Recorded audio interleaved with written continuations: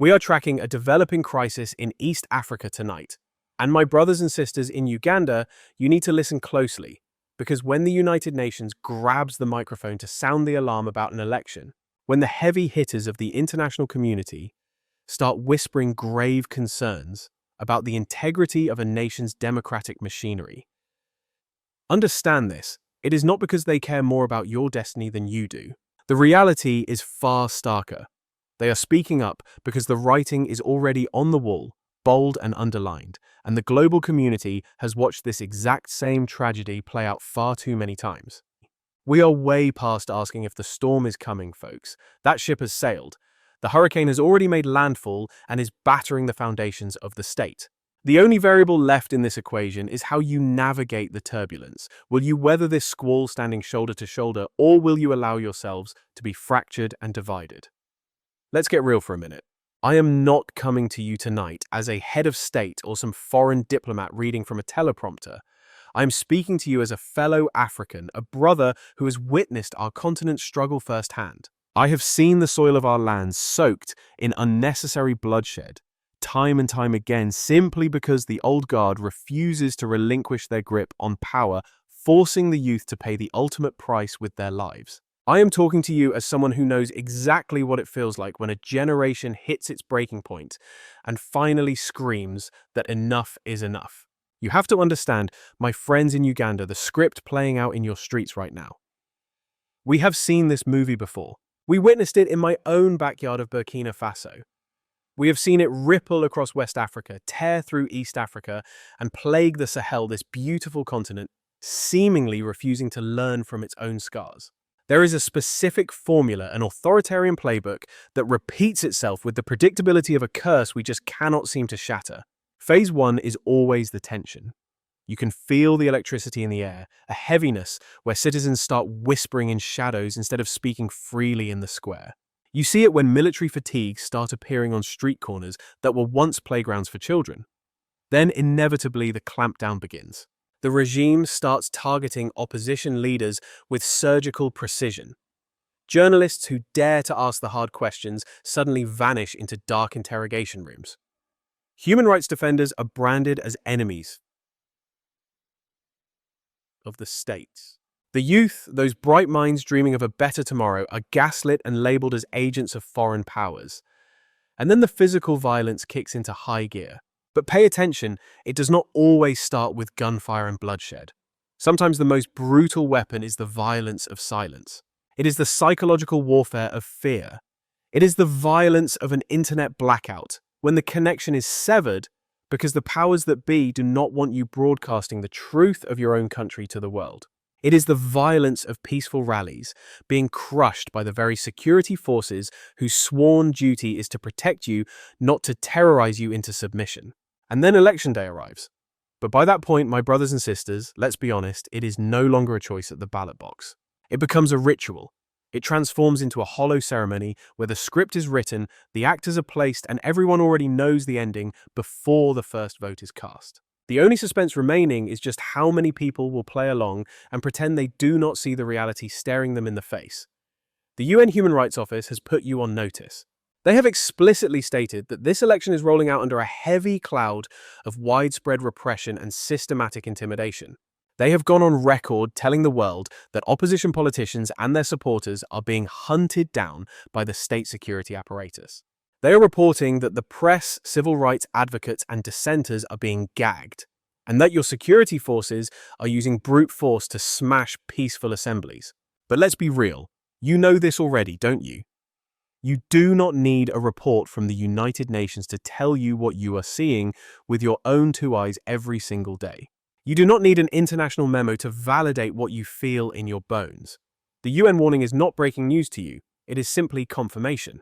It is the international community finally saying the quiet part out loud, acknowledging the nightmare you have been living in silence.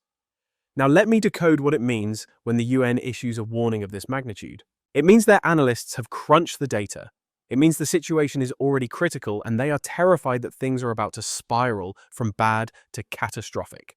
They have identified the precursors, the smoke signals that always appear right before the powder keg explodes. They have studied the history book of African politics, and they know exactly which tragic chapter follows this one. This is not guesswork, my brothers and sisters.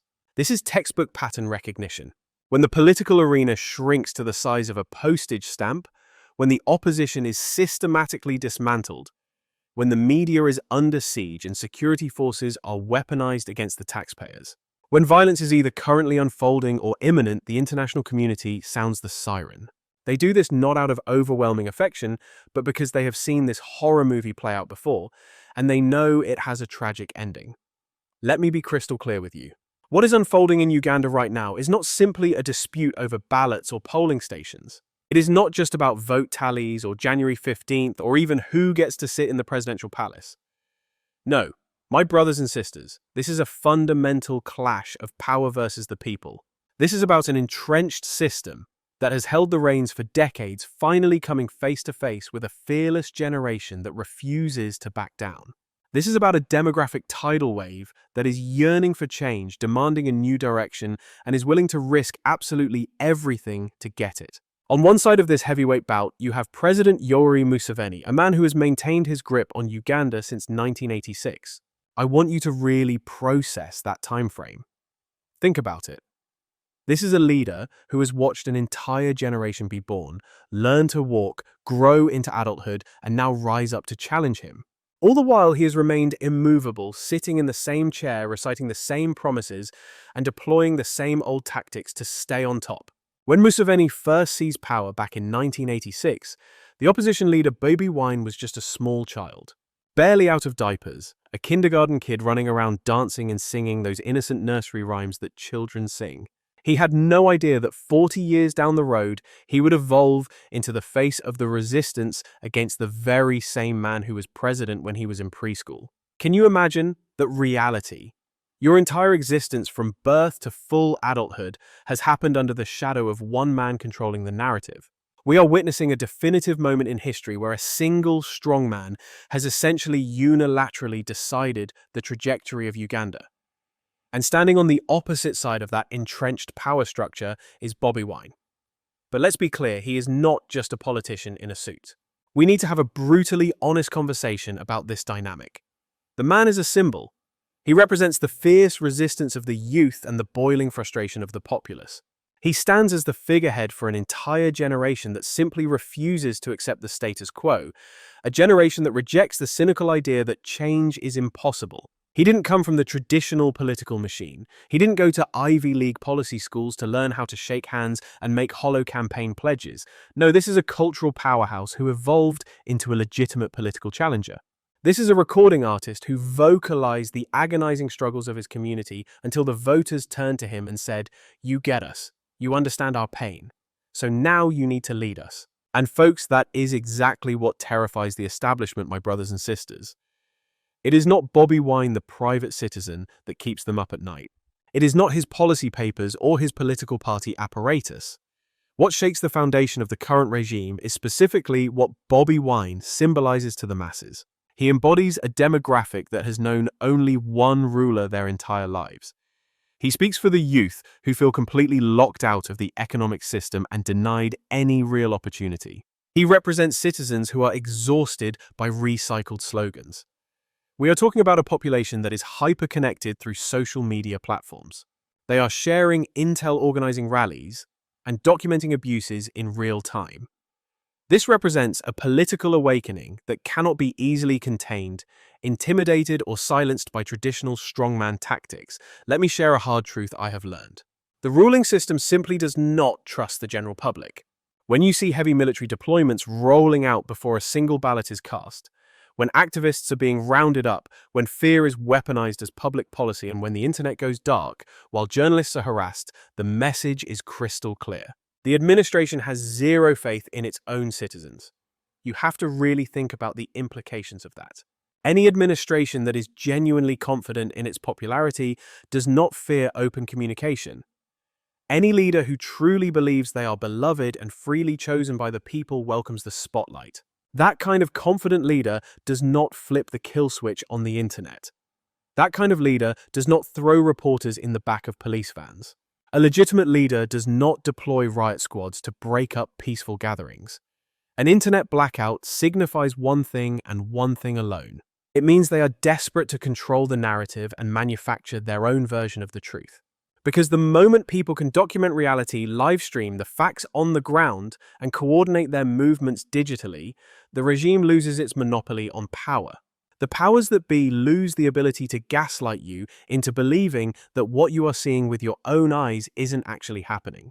They lose the capacity to make you question your own sanity and your own reality.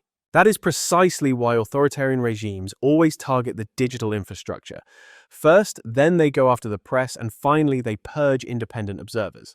They tell international watchdogs to stay away, claiming don't bring your foreign standards or your outside ideas into our sovereign territory. They do this because they know that sunlight is the ultimate enemy of corruption, and that the truth is the kryptonite to oppression. January 15th is a critical, dangerous date, my friends. We cannot sit here and pretend otherwise. The situation is volatile. But the danger doesn't come from Bobby Wine or the opposition movement. It is dangerous because the establishment has engineered it to be that way. When leaders overstay their welcome, elections stop being democratic exercises. Instead, they transform into full-blown security operations. They become tactical missions designed to hold onto power at absolutely any cost. What is unfolding in Uganda right now is a military-grade operation. It looks like an army mobilizing for combat, except the adversary isn't an invading force. The enemy is you. It is the taxpayer, the citizen, the dreamer who believes that 40 years is far too long for one administration. My brothers and sisters, I need you to grasp the magnitude of this situation. The events in Uganda are echoing far beyond its borders. That is exactly why, even speaking to you from Burkina Faso, I feel compelled to sound the alarm. That is why eyes all across the African continent are fixed on this election. It is why the youth from Cape Town to Cairo feel a deep kinship with your struggle. What is playing out in Uganda is just one front in a massive continental battle for the soul of democracy. All across Africa, we are seeing a wave of young people tearing up the old political contracts that no longer serve them. We are watching citizens interrogate the legacy of liberation-era rulers who seem to believe that fighting for independence gave them the deed to the country for eternity. We are witnessing a demand for real accountability, not just historical nostalgia. We are seeing a generation refuse to inherit a legacy of silence. This is the exact same energy we track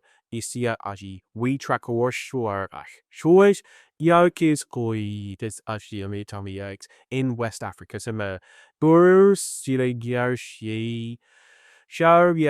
It is the same electricity we felt in the Sahel when the youth finally stood up and said enough is enough to puppet regimes and presidents for life. It is the same fire we see in the diaspora when young Africans reject the lazy stereotype that corruption and dictatorship are somehow just part of the culture. The key difference here is that the Ugandan system is deeply dug in. We are talking about an infrastructure that is entrenched on a profound level. And history shows us that entrenched systems do not reform politely. They resist. They kick and scream. They utilize every lever of state power to preserve their existence. But here is the lesson from the history books, and I want you to hear this loud and clear. Rulers who stay in power for decades never believe their time is up. Never. They convince themselves they are the exception to the rule. They believe they are indispensable.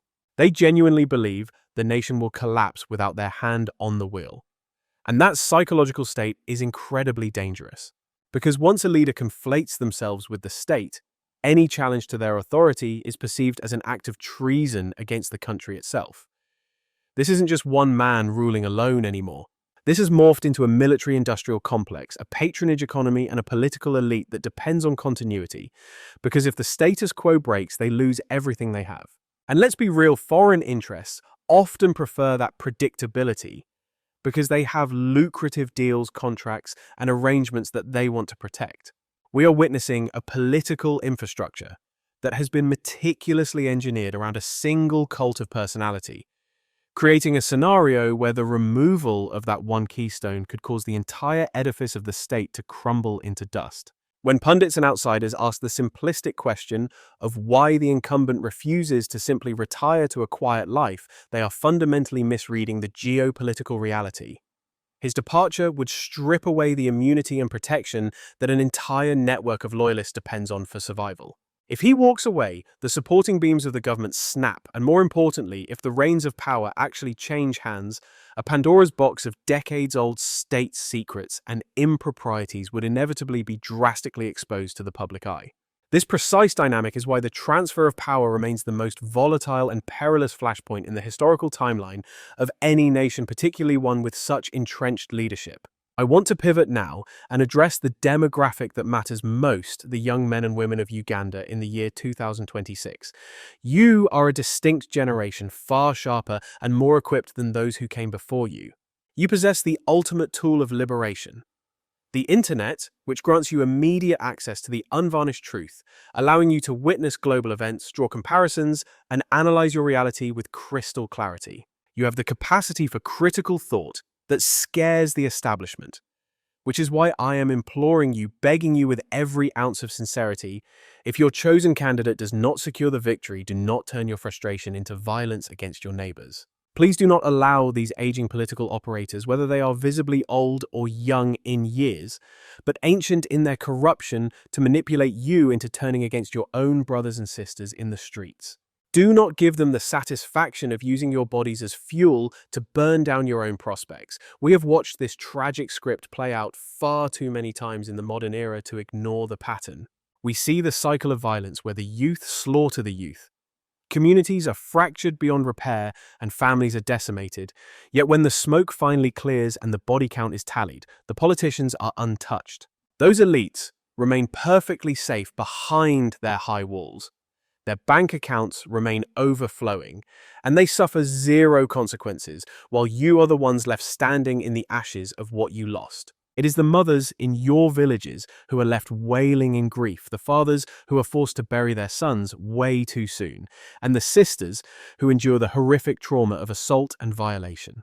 It is your brothers lying cold in the morgue, and while I acknowledge that your passion for change is visceral and valid, and I know you are exhausted from the endless waiting game, we must look at the cost. You are rightfully sick of empty campaign slogans, sick of watching the national treasury being looted, while you face a job market with zero vacancies, zero opportunities, and a horizon void of hope.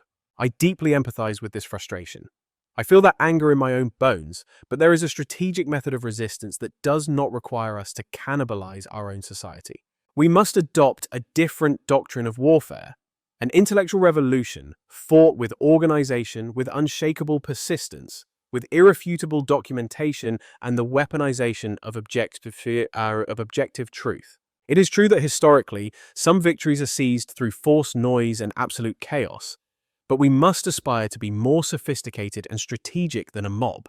Let us ensure that no more of our siblings die to serve the egos of politicians who will sleep soundly in their fortified mansions while your neighborhoods burn to the ground. Even if the results do not go the way you hope, do not give in to panic or hopeless despair, because there is an inevitable horizon where all of this comes to a conclusion.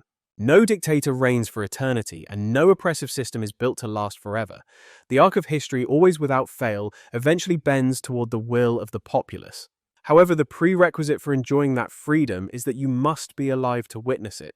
You must remain standing and united to construct that future when the dust settles. The elephant in the room, the critical inquiry that mainstream media is ignoring, is this. What exactly unfolds after the 15th of January? What is the day after scenario?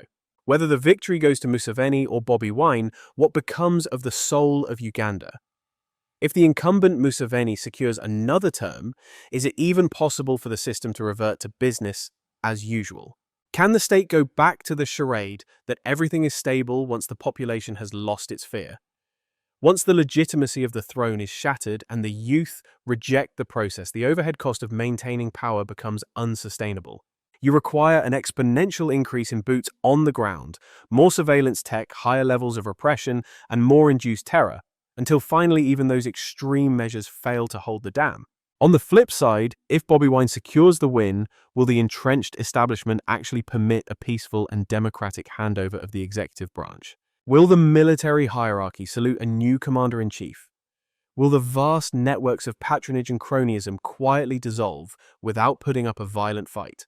Will the foreign powers and international interests that profit handsomely from the current status quo simply stand aside and accept a new administration These are the terrifying variables that should keep us up at night, because the answers are murky. And it is in the fog of uncertain transitions that bloodshed becomes most likely. This election is not merely about who sits in the president's chair. It is a referendum on whether Africa will continue to tolerate permanent rulers, or if the people will finally declare that they are worthy of renewal. We are asserting that we deserve basic human dignity, and that we have the right to construct a destiny that belongs to us, not to a ruling class. To my brothers and sisters across Uganda, the warnings coming from the United Nations are not just headlines. They are cautionary tales about why this specific moment is so fragile and what you decide to do with it. The narrative being written right now is whether you allow fear to fragment your society, or if you allow hope to act as the glue that binds you. I am praying fervently for stability in Uganda. I pray that you cast your ballots with your heads held high, maintaining your dignity, and that you approach the polling stations with peace, anchoring your hearts. My hope is that regardless of the outcome on January 15th, you never forget that your identity as Ugandans supersedes your loyalty to any political figure or party. Remember that you are Africans' first siblings in a massive continental struggle for genuine liberation, and we definitively do not want anarchy. We do not want to see the tragedies that have befallen neighboring nations replicated on Ugandan soil. We demand a process that is free, fair, and transparent, followed by a peaceful transition. We are demanding a future where the youth demographic does not have to wait in the wings for 40 years just to get a sliver of a chance to lead their own country. If you actually study the history books, the real history, not the sanitized propaganda, you will realize a powerful truth change is an absolute inevitability. It always arrives. Sometimes that change washes over a nation peacefully. Sometimes it arrives in a torrent of violence. Sometimes it happens overnight, and sometimes it takes generations, but it is always coming. The only variable left to determine is the price tag we are willing to pay for it. So, go out and vote, cast your ballot for whichever vision you believe in. But you must vote without shackles, without fear, and without intimidation. Document every irregularity, record every incident, let the global community watch, and let history bear witness. And when the polls close, whatever the final tally reads, remain united as a people, remain peaceful in your conduct, and keep your eyes fixed on the long-term objective. This moment is bigger than one election. This is about the survival and future of Uganda, and by extension, the future trajectory of the African continent. We are deciding right now whether we will finally shatter the cycle of life presidents and inherited dictatorships, or if we are going to hand this curse down to yet another generation. The ultimate decision rests squarely in your hands, my friends. But make no mistake about the gravity of this moment. The entire international community is watching closely, and the history books are currently being written. Years from now, the next generation is going to look back and ask exactly where you stood during the pivotal events of 2026 and how you fought to secure their liberties. You must ensure that your answer is one that fills them with absolute pride. Our fervent hope is that lasting peace and stability will finally take hold across the nation of Uganda, and that profound wisdom will steer every strategic move you make in the days ahead. May you find the unbreakable grit needed to sustain this fight for justice, and may the democracy you build tomorrow be truly deserving of every hardship you have weathered to get there.